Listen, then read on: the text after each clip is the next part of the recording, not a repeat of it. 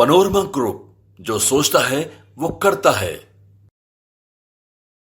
Congress party पे ये आरोप लगता आया है कि जो उनके शीर्ष नेता है वो छोटे कार्यकर्ताओं को सम्मान नहीं देते, उनकी बातें नहीं सुनते। और इसी सिलसिले में आज जब हम राजद कार्यालय पहुंचे तो हमें एक ऐसे ही महा कांग्रेसी कह सकते हैं, हार्ड कोर कांग्रेसी, जो राहुल गांधी के बहुत बड़े फैन हैं।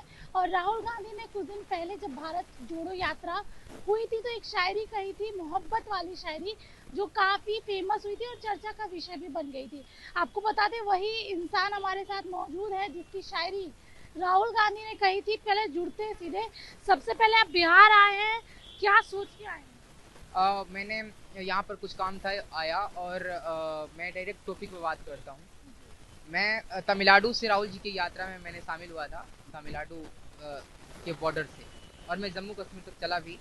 और मैं शायर हूँ, तो मैंने शायरी मिल करके राहुल जी से जब मैंने मिला तो बताया कि मैं शायर हूँ। तो राहुल जी ने एक शायरी पूछी थी कि शायरी बताओ, तो मैंने एक शायरी सुनाई थी उनको, जो ये है कि जहर भरी महफिल में वो अमृत घोल दिए हैं, जहर भरी महफिल में वो अमृत घोल दिए हैं, झूठेरों के सामने वो सच्चाई बोल दिए हैं।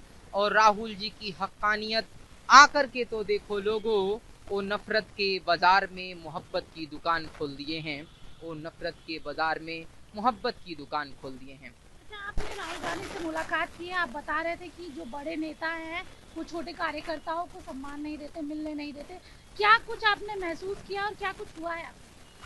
अब भारत जोड़ो यात्रा में ही मैंने एक चीज़ किया जो कि मेरे हाथ में ही है, ये मैंने अपने ब्लड से लिख करके राहुल जी को ये गिफ्ट करना चाहा, क्योंकि मेरे पिताजी भी इंदिरा गांधी जी के वक्त में असम में उन्होंने भी एक जब यात्रा निकाले थे उन्होंने इंदिरा गांधी जी ने, तो वो भी एक चीज़ अलग ही, मतलब कि खून से ही कुछ लेटर्स टाइप का लिख करके उनको देने की कोशिश किए थे। तो मैं भी इतिहास वही दोहराना चाहा, लेकिन ये जो कुछ लोग इर्द गिर्द के हैं ये चीज़ देने नहीं दिए। और मेरे को पूरे कांग्रेस के जितने भी जो लोग हैं, जैसे कि मैंने शायरी की थी, उस वक्त जयराम रमेश जी भी थे, और हमारे प्रवक्ता जो हैं पवन खेरा जी भी थे, और सुप्रिया सिरनेत जी भी थी, और तमाम नेता जो थे उन लोगों के बीच में भी मैंने शायरी की। और ये जो शायरी दिया था मेरे को खुशी है कि राहुल जी ने इस लाइन को दोहराया भी। लेकिन मामला ये है कि बड़े बड़े नेता छोटे कार्यकर्ता, हम लोग तो झंडा ढोने लायक, या हम लोग तो अब ना पोस्ट पा लिए, लेकिन हम प्रतियोगिता दिए 3 प्रतियोगिता, जो कि यंग इंडिया बोल में लखनऊ और दिल्ली और अगस्त में यहाँ बंगलोर में जो अधिवेशन हुआ था उसमें, और मैं सेलेक्ट हुआ उसमें।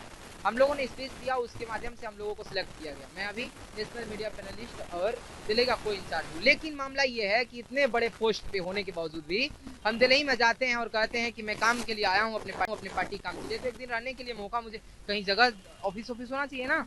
तो उधर से आवाज़ आती है, कुछ लोग कहते हैं कि नहीं, बगल में ही वहाँ गुरुद्वारा है, बंगला साहब गुरुद्वारा, चले जाओ उसी में रह जाना। तो मैं तो मान लीजिए कि मुझे तो राहुल जी से मोहब्बत है, तो मैं तो सह ले रहा हूँ। लेकिन हजारों कार्यकर्ता ऐसे मिले मेरे सामने जो बोले कि हम अब कार्यकर्ता नहीं रहेंगे और कांग्रेस पार्टी में नहीं रहेंगे, और मुझे बड़ी बुरा लगा इस चीज़ को। इसीलिए मैं राहुल जी को मैसेज करना चाहता हूँ कि अगर ऐसी ही रवैया रही तो ये जो झंडा उठाने वाले लोग हैं ना, ये लोग नहीं बच पाएंगे। ये बड़े बड़े जो नेता इर्द गिर्द जो कुछ लोग हैं ना, उन लोगों को ये बताइए कि ये लोग ऐसे बिहेव न करें, नहीं तो ये कांग्रेस में कोई कार्यकर्ता नहीं रहेगा। कांग्रेस के कई नेता भी पार्टी छोड़ रहे हैं, क्या वजह यही हो सकती है? बिल्कुल वजह यही हो सकती है। जैसे कि हमारे नज़र में अभी हमारा महान नेता ये जो थे गुलाम नबी आज़ाद जी, मैं तो भाई 19 बार गया हूँ AICC में दिल्ली, है ना। और दिल्ली में जाने के बाद 19 बार जाने के बाद मैंने अनेक नेता से कहा, उनके करीबी लोगों से कहा कि मुझे मिलाइए, मुझे ये चीज़ गिफ्ट करनी है, और बहुत सारी चीज़ें मुझे बतानी थी। मैं गांव से आता हूं, मुझे मालूम है कि क्या क्या हो रहा है।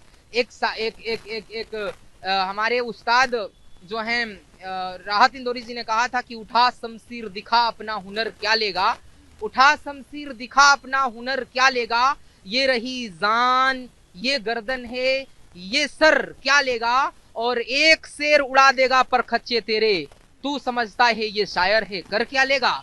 वही वाला हाल इन लोग नहीं जानते। ये लोग जानते हैं कि ये गांव से आने वाला लोग है। याद रहे कि वही बलिया का एक लाडला, बलिया का शेर भोला पांडे जी जो थे, वो कांग्रेस पार्टी के एक कार्यकर्ता थे और वो इंदिरा गांधी जी के वक्त में 1 सेकंड में मुद्दा को पलट करके रख दिए थे। लगता है अगर छोटे कार्यकर्ताओं को मौका दिया जाएगा तो जो कांग्रेस पार्टी की स्थिति है वो सुधार आएगा?